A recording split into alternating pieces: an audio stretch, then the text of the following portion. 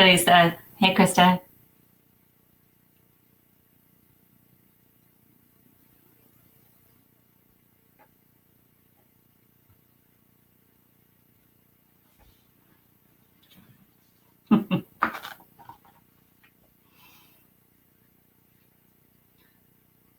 Morning, Comac.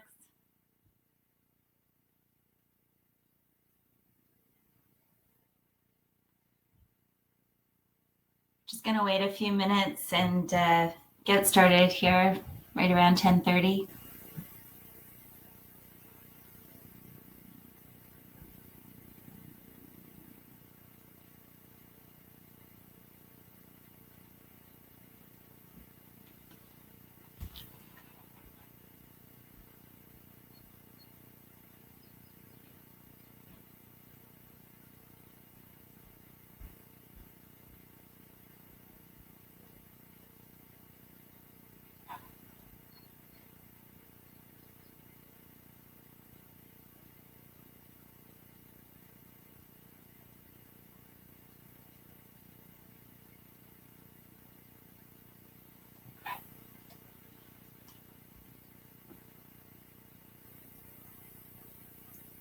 Morning, Padawawa.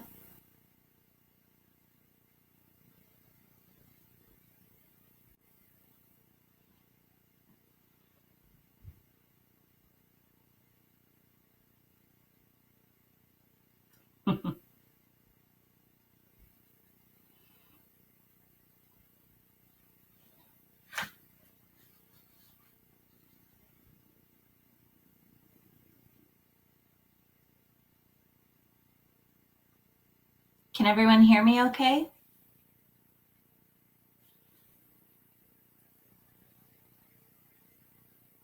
Thanks. Awesome.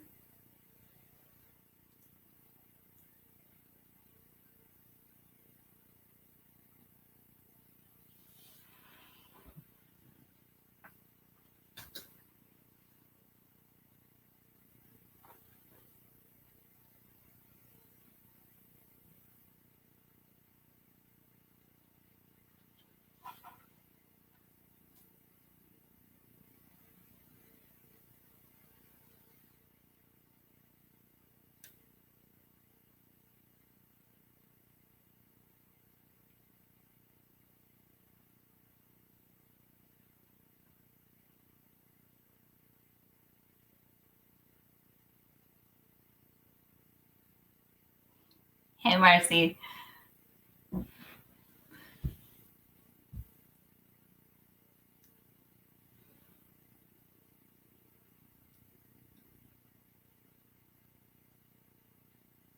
I can see there's still some people joining in, so we'll just wait extra few minutes here, approaching that 10:30 mark before we start the session.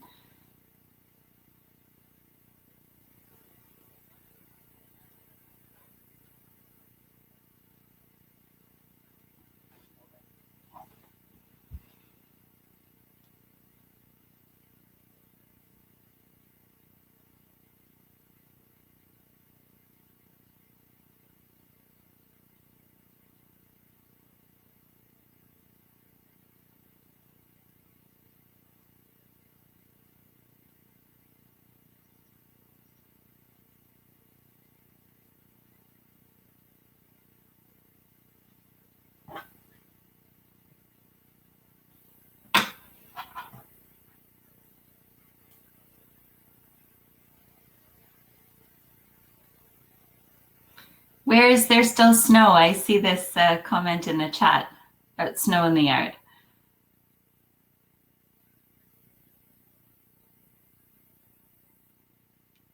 Oh, and pet. Okay. All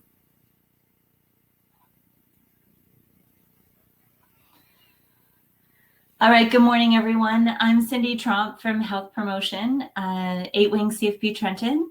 We're here today for the second week of Managing Angry Moments, and we'll get started.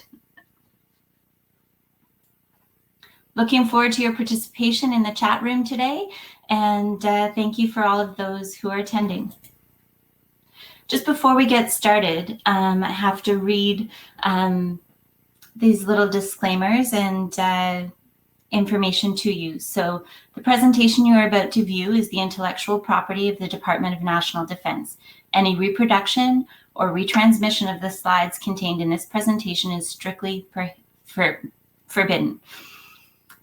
Some of the topics discussed in this webinar may be of a sensitive nature and not appropriate for children. So use your discretion, please, parents.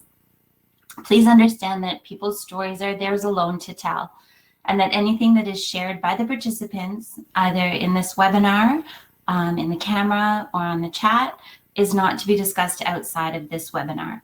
This webinar is being recorded and available for viewing later on cafconnection.ca.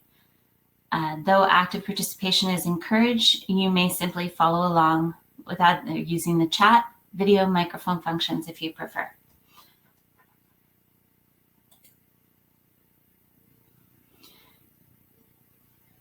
So like I mentioned, this is week 2 of the MAM course, Managing Angry Moments. Last week, Brenda presented Understanding Anger. And this week, we're on webinar 2, Anger, Stress, and Mental Fitness. Before we get going, I'd like to have an idea of who's here today. So I'm just going to run a little bit of a poll, if you wouldn't mind answering for me, to find out what your affiliation is with the CAF. So you want to just go ahead over and click on polls on the right-hand side of your screen.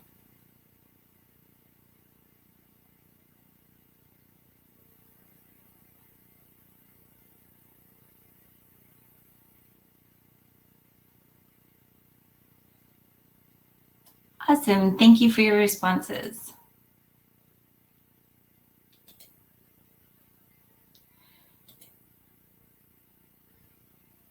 So today's objectives is we're going to explain how anger, stress, and mental fitness are all linked together. Explain the stress process, explain the classic response to stress, and describe some concepts of the thinking skills model that applies to anger. Also describe the 5 stages of the anger mountain. So if you could just answer in the chat what you think anger is. This is the definition that's on the chat, but what do you consider anger to be?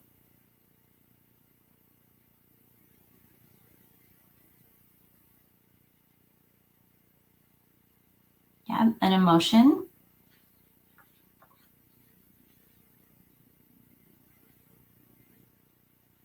Frustration for sure. When we're talking about anger, it can be very, very frustrating. Sometimes our emotions can be difficult as well. Something that doesn't go well, physical and mental, yeah, to a stressful situation. So a response to stress. So when we think about this, what is stress? Could a few of you answer what you think stress is?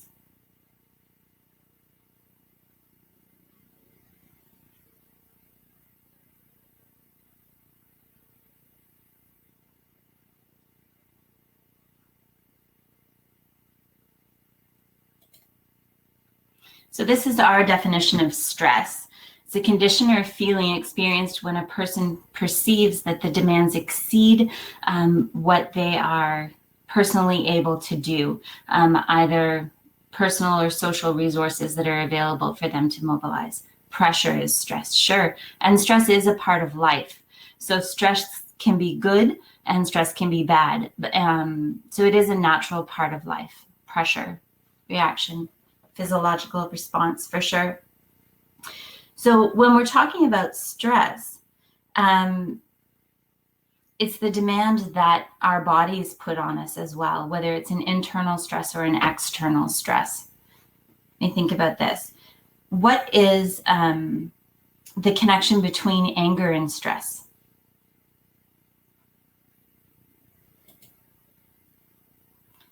Well, it can be a stressor, right? So when everything ends up piling up on us a little bit, we look at it as stress becoming a stressor and how we handle this. Yes, the fight, flight, or stay or freeze. We'll talk more about that as a result of stress linking to anger. So it's an event or a situation that demands exceeds the personal and social resources of the individual. So for me, an example is working at home. I have a picture there of us working at home and how that can be stressful. And when we look at the emotions and the demand physically on us and the effects of stress, we start to think about how we feel when we're stressed. So maybe working at home for some people causes a headache, having that physical response, that balancing act between family and work and everything else that's going on. So thinking about that. It says anger can cause stress and stress can cause anger. Absolutely. They play off of one another, don't they? Thank you, Jonathan, for that. So this is an event or a situation versus a condition or a feeling as a stressor. What does mental fitness mean to you? If you wouldn't mind just answering in the chat.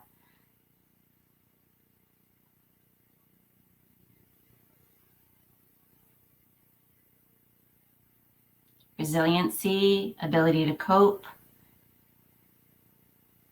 Yep, lots of resilience. To recover quickly, for sure. The ability to handle stressful situations.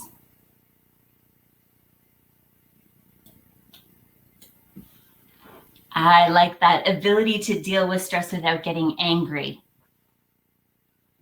Having the tools to help. So we're here to help provide you with some of those tools for your toolbox to help, for sure. For me, mental fitness, as we look at the first photo of the rocks, it's about balance for me. It's about creating that balance and that filter and perspective to be able to stay mentally fit.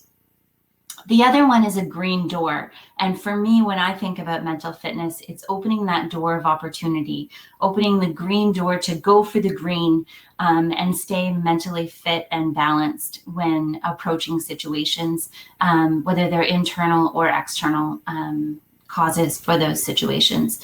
So for me, it's that balance and striving for green. And we'll talk more about that as we move through the presentation here.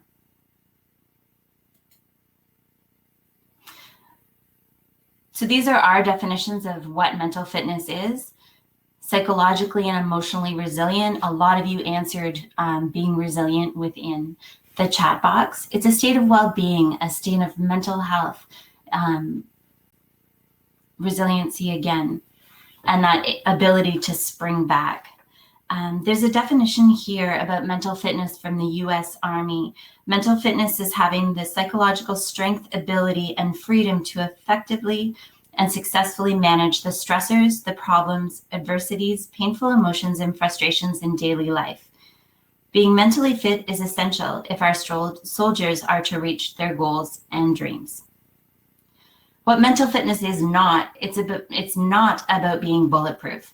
It's not about not letting anything affect you at all. It's the ability of being able to process what it is, what your stressors are, and be able to move forward through there and have the feelings and events not be an overall issue, but being able to process them and having the tools in place to be able to be mentally fit and approach situations. This is the mental health continuum, and it does come up a lot in our courses. How many of you have seen the mental health continuum before? Perfect. Yeah, we do talk a lot about the mental health continuum. This model goes from being healthy in the green to reacting, injured, and ill. So when we're talking about being mentally fit, we're talking about being in the green. We're talking about being able to have that positive stress that's on us and be able to have us perform in a good way. When we talk about starting to react, that's when we get into that yellow phase, the distress, and then increasing distress as you move down the mental health continuum. It's important to recognize that the sooner people get help and they have those tools in their toolbox, the more apt they are to be able to move back into the green. So opening that door to the green again. So seeking help early and recognizing signs of when you're struggling is important. So we're going to break down the mental health continuum just a little bit here. First, we'll look at the healthy. So I think all of us can relate maybe what that looks like or how these different phases will go through for the mental health continuum. So our mood is pretty normal, it's calm, we take things in stride, we're relaxed within the green. Our sleep is normal, few difficulties sleeping, we're performing well, we're physically well, we have good energy, socially active, and we're using limited alcohol use, gaming, gambling, those sort of things. When we start to get to the yellow, we're starting to get a little bit reactive. So irritable and impatient. We have that nervousness or sadness, that little bit of feeling overwhelmed. You definitely start to see trouble in sleeping, maybe some tension headaches, low energy. We're starting to see those physical signs, the emotional signs of stress. And then maybe we're starting to use alcohol or gaming, gambling to start to cope a little bit more in a negative way. So just keeping an eye on that. Then when we move into the orange, when we're really starting to see some differences take place, maybe you're starting to get angry, you have that anxiety, the sense of hopelessness, your negative attitude, and you start to really change your mood for sure, and the way you're reacting to things. You're definitely feeling the more physical signs. You become withdrawn, and you're starting to use those negative coping mechanisms a little bit more, to the alcohol and the gaming, gambling. And then when we get to the red, we're getting that angry outbursts from people, suicidal thoughts, insubordination perhaps at work. You can't perform those duties as well. Not only signs at home, but we're also seeing it at work. It's really difficult to fall asleep. Physical illnesses start to creep up. So just being really aware of those avoidance and those sort of warning signs. So when we put it all together, we can really see the difference between all the different portions of the mental health continuum. So going from green to yellow, orange, and red.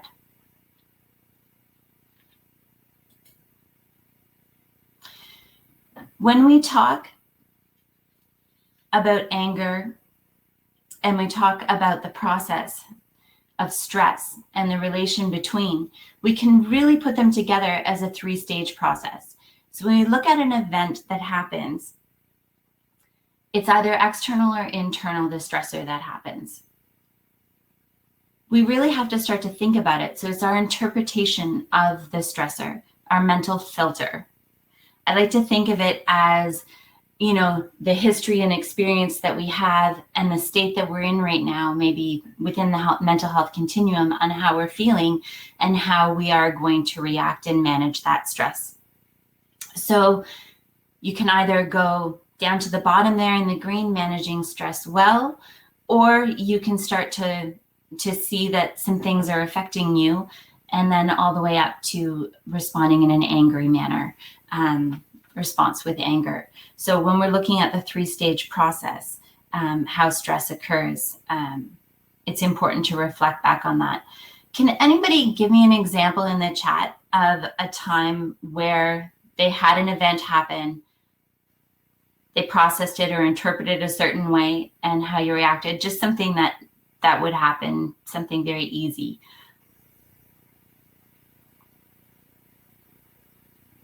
I'll give you a moment to respond.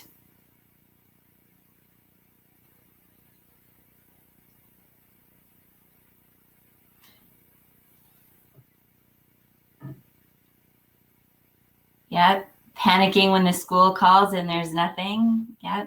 Traffic is such a really good, quick example about getting frustrated when you're driving to work. Say you're slightly late and there's somebody that's in front of you and they have slowed down and you don't understand what's going on. You can either get angry and start to shake that fist,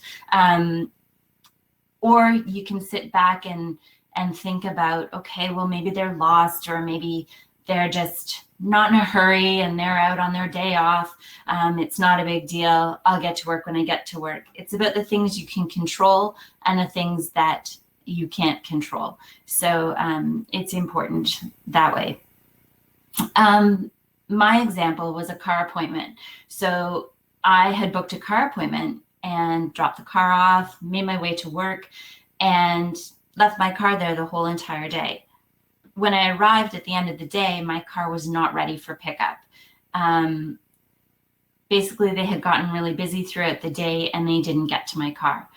The problem was that I needed it that weekend to travel, so I really needed it fixed. So I could have either gotten really upset with the individuals at customer service, or I could step back and say, that's okay, can we deal with this tomorrow and can you give me a ride back to work?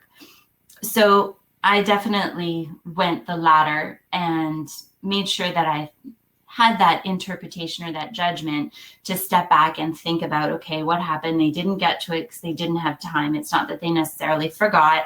And I still have a few days before I travel, so I'm able to get this car appointment done. So instead of having an aggressive approach with them as approaching it with anger, I had more of an assertive approach. So I made sure that I took the steps necessary to outline my expectations for them for service. So being more assertive than not. So earlier on, it was mentioned that our reaction to stress can be either a fight, flight, or freeze response. So that varies from person to person and probably from situation to situation. So when we're thinking about the fight, flight, or freeze, it's a component of our cognitive skills model. When confronted with a threat or a situation, we typically respond with this reaction, one of the three reactions, right? Sometimes they all happen as we process the event that we go through. This was originally developed in us to protect us from predators. It's not often these days that we have a predator coming after us. So when we're dealing with stress or a hostile world, we want to think about how we're going to react to this and prepare as much as we possibly can. So what happens when we first get stressed? We have that rush of adrenaline, the stress hormones that are released. You definitely have awareness that comes forward and you're hyper aware of everything. For some people, they can have tunnel vision that gets created. Can you maybe explain to me a little bit of some physical sensations that you would feel if you were stressed, scared, angry?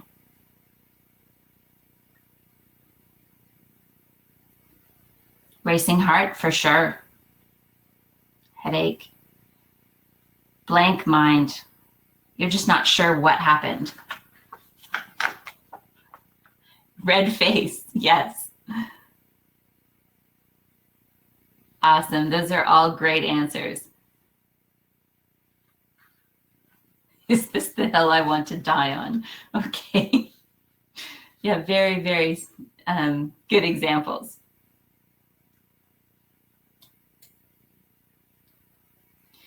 So we talked about the 3-stage process when reacting to stress. We're going to break that out into more of a 5-stage process. So this thinking skills model. When we think about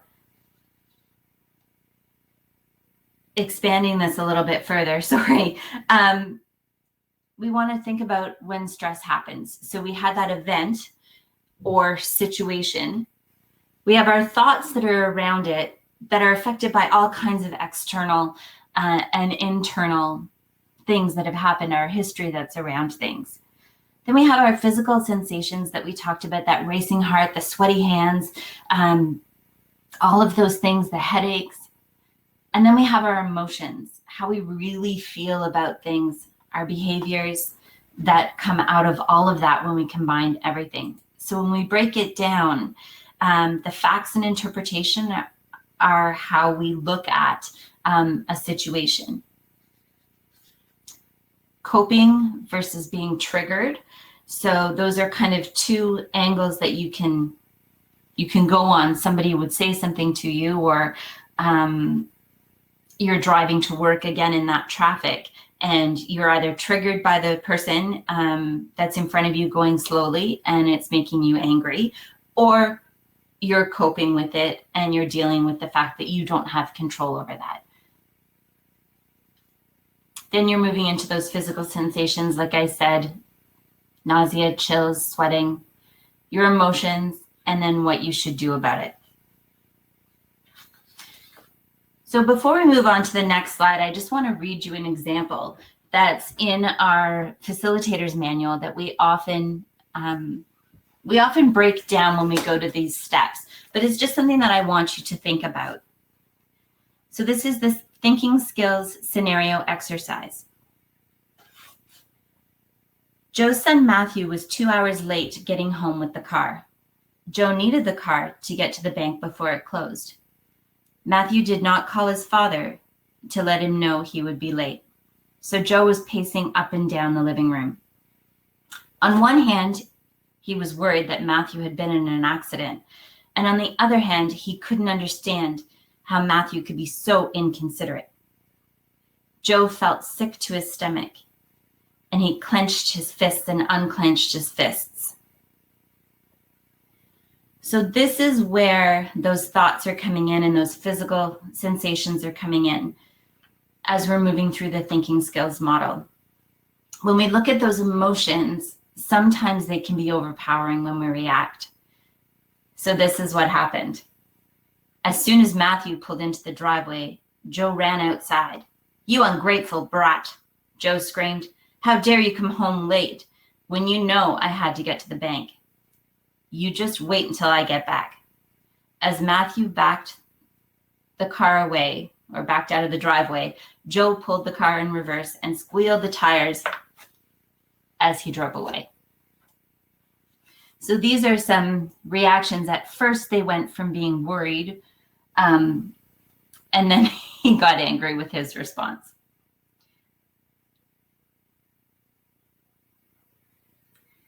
So I just have a comment here. Sometimes it's not the situation, but is the needle that broke, that opened up all those other stressors. So it's definitely a compilation of everything that's happened maybe throughout the day, as you're working through those stressors and how things react, or that history that's behind it. So often my colleague will give the example of when you're processing those thoughts, that you're looking through a screen and that everybody's screen is a little bit different. For me, I like to think of maybe a muddy windshield as you're looking through, after some time off-roading, and then, everybody's mud is going to look a little bit differently. So you're going to have that reaction based on how you're seeing things.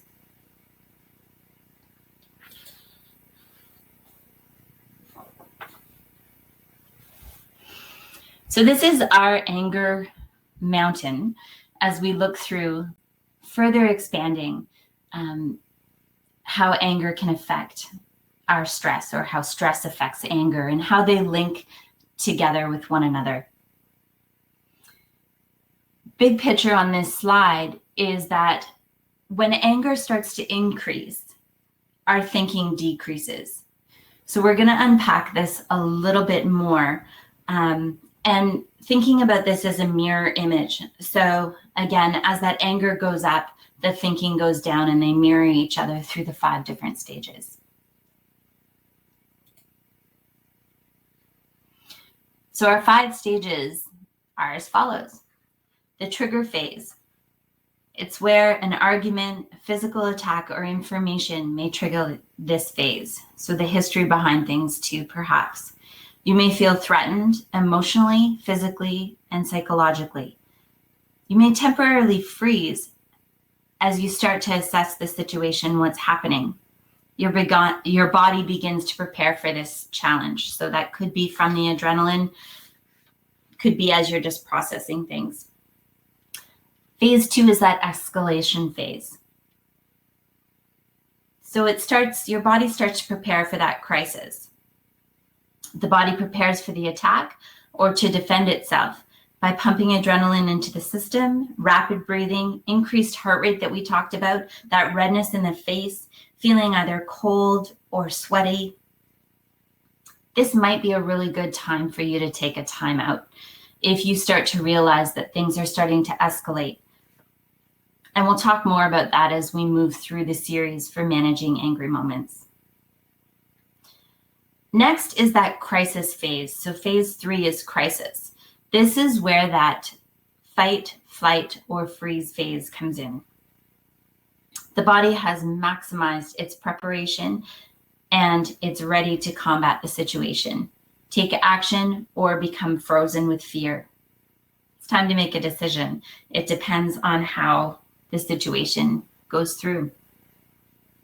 Sometimes during this phase, people have that blockout situation. They can't hear what the other person is saying in an argument, or they can't react in a way that makes them remember. So it's almost like a blockout phase. And quite often at the end of all of this, people will say, I just don't remember what happened. After that, they get down to the cool down phase. This can also be called the recovery phase. When the body begins to recover, your energy level starts to come back down, tapers off, and now your judgment starts to return.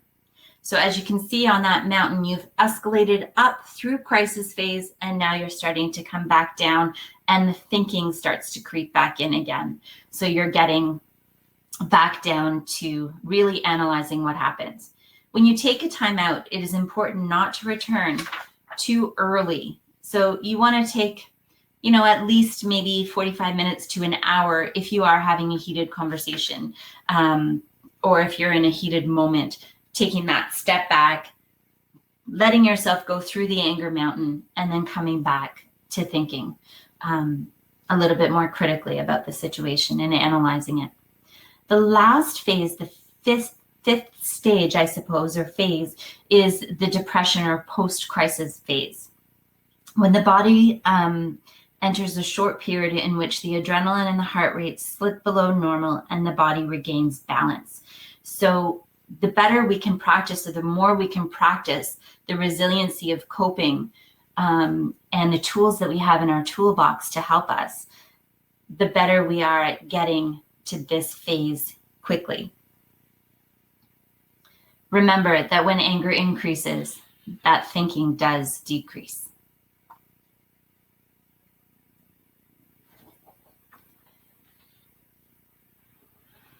Can anyone give an example of a time where you had a reaction and you think that maybe taking the time out for a moment to think about it might be better? Something simple.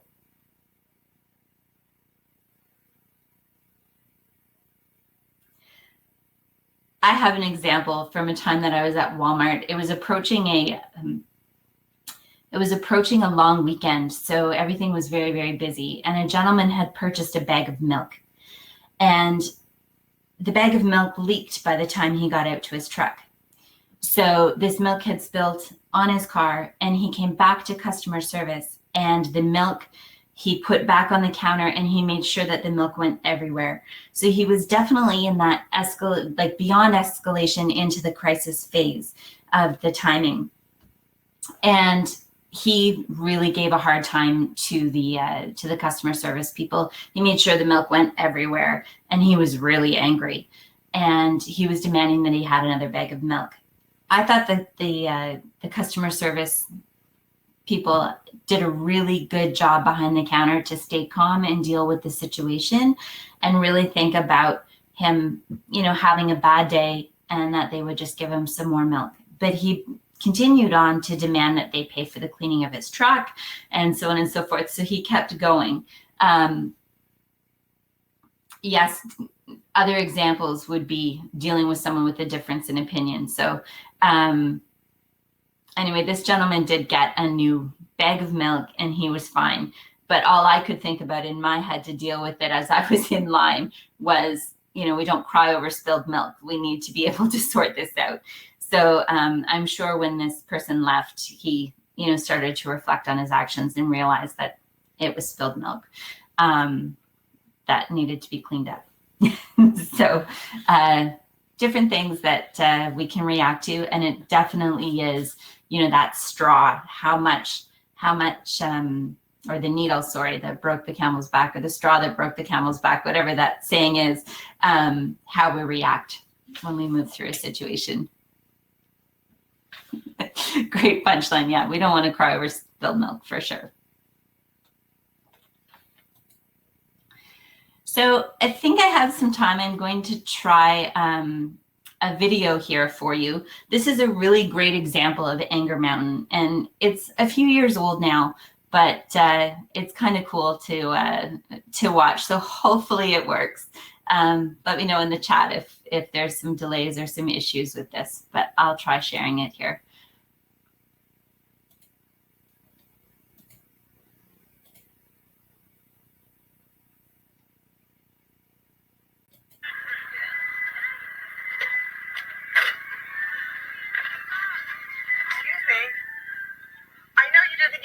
Catch you, but you just slammed your door into my car. The least you could do is say you're sorry, lady. You don't have to take that tone. It's not like I'm hurting your resale value.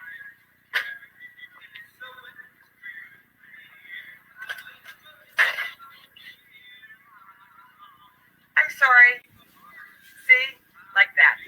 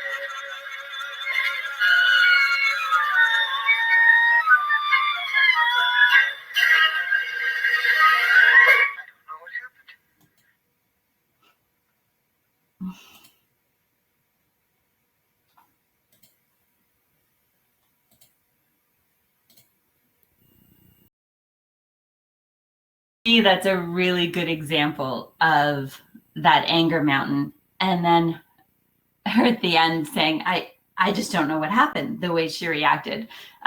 It's a perfect way to sum up everything that we were talking about here when we're thinking about how stress can really happen and whether our reaction can be in a different manner when we're looking at stress and looking at anger. So that event that happened, it started with just that door, and then how they interpreted the event. They were definitely triggered and definitely insulted. And it went back and forth and then escalated, of course, through Anger Mountain. So it's really important to look at.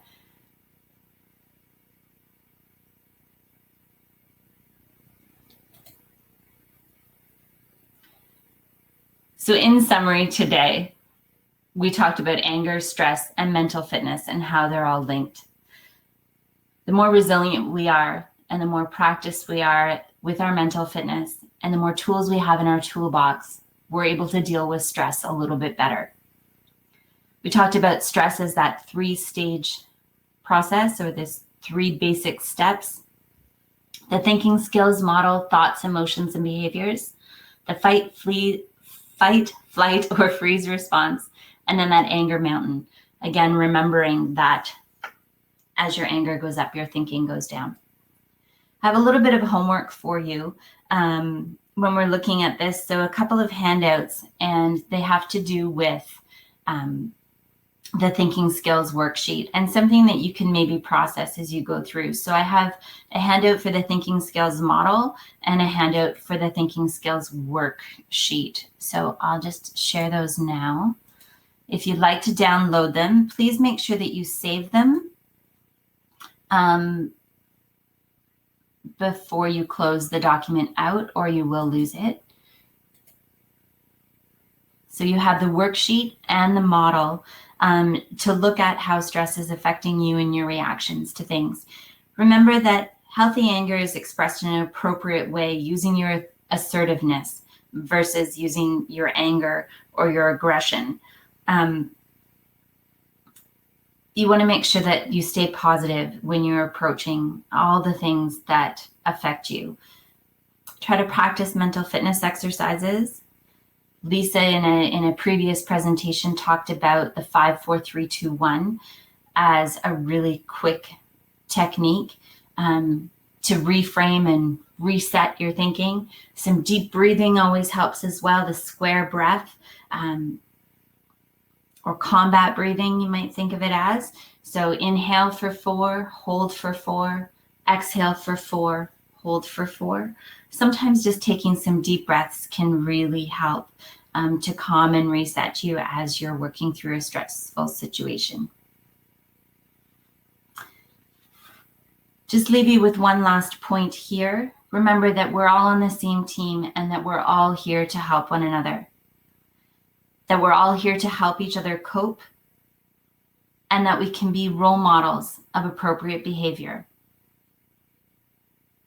If we want to make sure that people are treating us well, then we can be role models for others that are around us as well.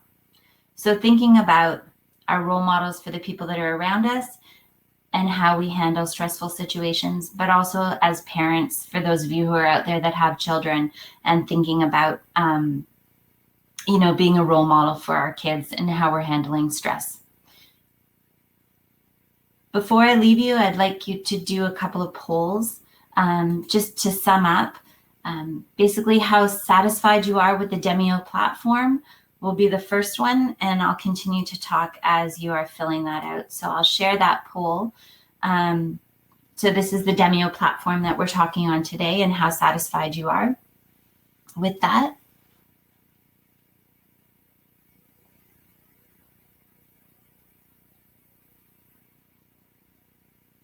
Thank you for your responses. And then the last poll that I want to share with you is just, do you feel that you can apply the knowledge that you've learned to your daily living? So was this workshop or webinar helpful for you? I want to remind you that This was week 2 of our series for managing angry moments, and that we will be presenting on Wednesdays moving forward. We have 4 more webinars in this series, and they'll be at 10:30 on Wednesday mornings, 10:30 our time, that is, in Ontario. And that next week will be trigger thoughts, coping thoughts, and strategies as we're moving forward. Thank you for your answers in the polls. There are some resources that are in place. Canadian Forces Members Assistance Program, the Suicide Hotline, information on COVID-19. Make sure you're checking reliable sources. Family Information Line, Sexual Misconduct Response Center, the Kids Help Phone, which I believe is also taking calls from adults now as well, an ARC line in support of COVID-19. So take a screenshot of this if you like, take a picture with your phone, make sure you have resources on hand.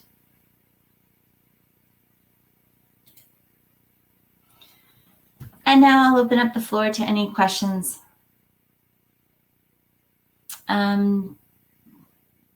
Yes, you do have to manually register for each model. And then if you have missed anything, any of our webinars, they will be available to view again later on.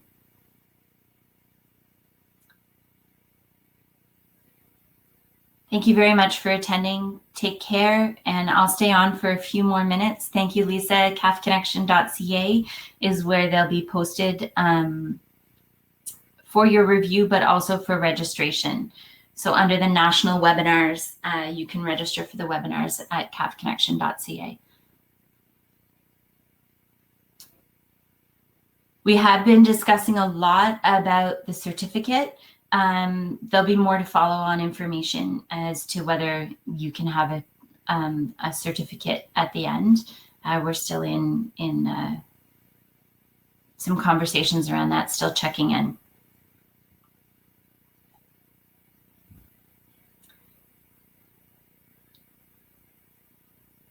I hope you're all staying well. Thank you so much for attending. And we'll keep you posted on the certificates for sure. Take care, everyone, and we'll see you soon.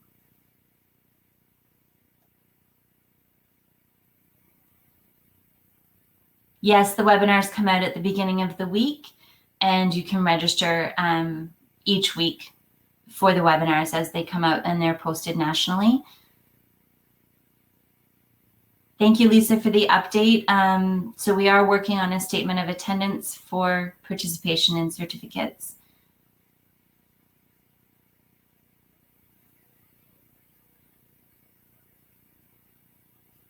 Awesome.